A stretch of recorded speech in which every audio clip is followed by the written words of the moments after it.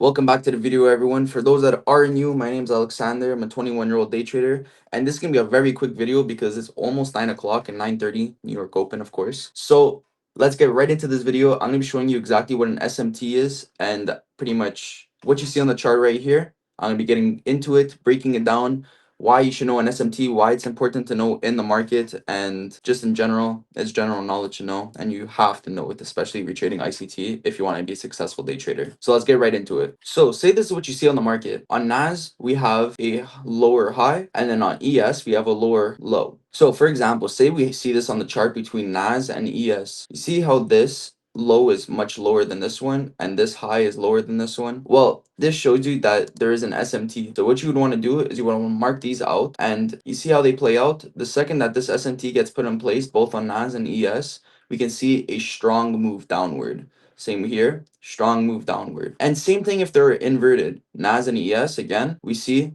downward momentum, upward momentum. The second that this SMT gets placed, we see a strong spike to move upward.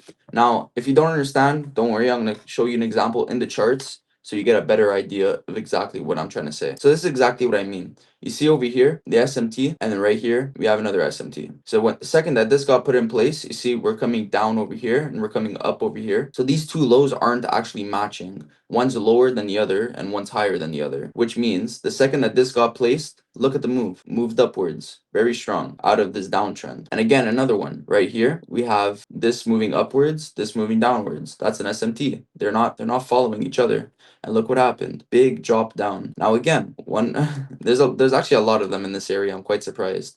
And then again, another one. We have low, high. Look what happened. Moved upwards. But one thing to note is that when you're looking at SMTs, you should always move with the trend.